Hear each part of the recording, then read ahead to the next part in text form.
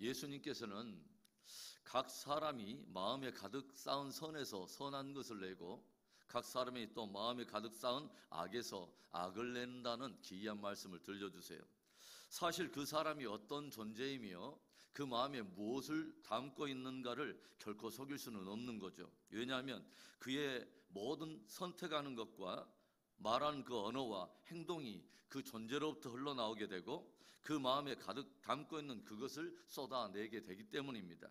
오늘 전도자는 우매자와 지혜자의 차이를 우리에게 들려주면서 우매자가 되지 말고 지혜자가 되라고 도전하고 있어요. 오늘 전도자가 우리들에게 들려주는 권면이 무엇입니까? 첫째는 무엇보다도 마음에 의와 선을 채우라는 것입니다. 1절의 말씀에 죽은 파리들이 향기름을 악취가 나게 만드는 것 같이 적은 우매가 지혜와 존귀를 난처하게 만드느니라. 여기에 향기름은 향수를 말하는데 그처럼 비싸고 고급스러운 향수가 그 안에 죽어있는 파리로 인해서 악취가 나는 향수로 변질되어 버리는 것처럼 적은 우매함이 보배로운 지혜와 존귀함을 비천한 것으로 만들어 볼 수 있다고 하는 것을 경종하여 들려주고 있는 것입니다. 그러면서 오늘 전도자가 은유적으로 이런 말을 들려줘요. 2절에 지혜자의 마음은 오른쪽에 있고 우매자의 마음은 왼편에 있느니라. 도대체 이 말이 무슨 뜻일까요? 지혜자의 마음이 오른편에 있고 우매자의 마음이 왼쪽에 있다. 성경에 보면 오른쪽은 주로 의롭고 선함을 의미하고 있고 왼쪽은 불의하고 악함을 의미하고 있다는 것을 우리가 보게 되죠. 마태복음 25장에도 보면 하나님께서 모든 민족과 나라와 백성들을 그날에 심판하실 때에 오른쪽에 있는 자들을 향해서 주님께서는 창세로부터 예비된 나라를 상속받을 자들이라고 그렇게 말하면서 저들이 이 땅에서 사람들에게 베풀었던 선함과 의로움을 인정하며 축복하시는 것을 우리가 보게 됩니다. 반면 왼편에 있는 자들을 향하여 무엇이라고 말씀하느냐면 저주를 받은 자들이라고 말하면서 저들이 또한 이 땅에서 저들이 사람들에게 행했던 불의와 악함을 책망하면서 심판하고 계시는 것을 우리가 말씀을 통해서 보게 된다는 거예요. 지혜자의 마음이 오른쪽에 있다는 말은 지혜자들은 늘 마음에 선과 의를 두고 늘 그 편에 서 있다고 하는 것입니다. 반면에 우매한 자들이 왼쪽에 있다는 말은 우매자들은 늘 그 마음에 불의와 악을 품고 있고 늘 또한 그 편에 서 있다고 하는 거죠. 그런데요, 성경에서 말하는 궁극적인 선, 궁극적인 의란 무엇이냐면 하나님을 경외하는 것이며 그분의 말씀을 따르는 것을 의미한다는 거죠.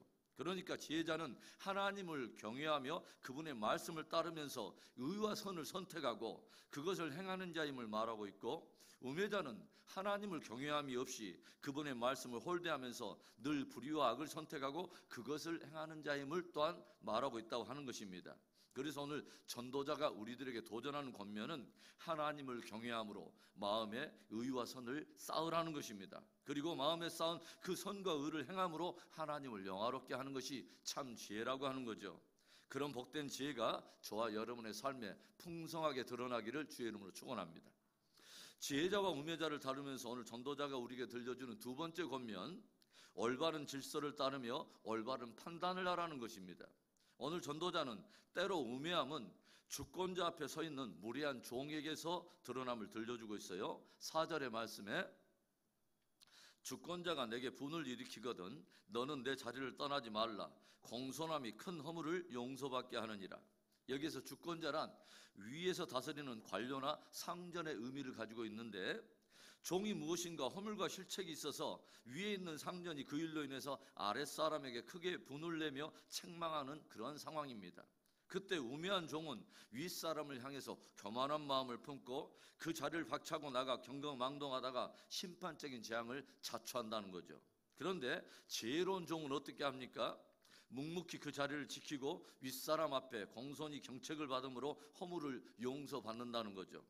실책과 허물이 있다 할지라도 묵묵히 윗사람의 책망을 받으며 공손한 태도를 지킬 때 용서와 자비의 은총을 받을 수 있고 그것이 곧 종이 가질 수 있는 지혜라고 하는 거죠.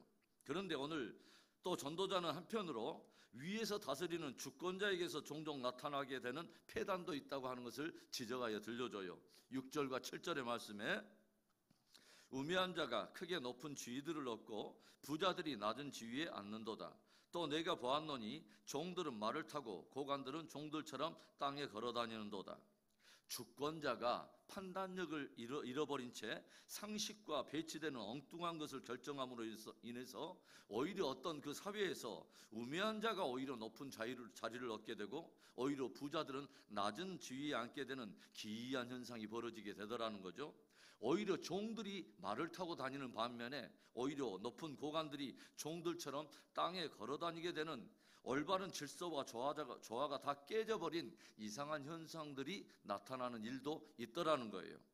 주권자의 무지한 판단, 우매한 판단이 조화와 질서를 깨뜨려버리고 전혀 왜곡된 상황과 왜곡된 결과를 초래할 수 있다고 하는 것을 경고하고 있는 거죠. 우리가 성경 에스더서를 읽어보면 바사왕 아하수에로가 올바른 판단력을 잃어버리고 무슨 일을 저지릅니까? 악한 자 하만에게 국가 제2인자의 자리를 내어주고 왕이 사용하고 있는 그 인장 반지를 내어줌으로 인해서 자칫 모든 유대인들, 하나님의 백성들을 도르고 함으로 인해서 하나님의 구원 역사를 무너뜨릴 뻔한 그런 어리석은 일을 행하지 않습니까? 여러분, 우매함은 질서를 무시하고 그릇된 판단으로 위기를 초래하지만 좋은 지혜는 올바른 질서를 따르고 올바른 판단을 통해서 많은 이들에게 선한 유익을 가져온다고 하는 거예요.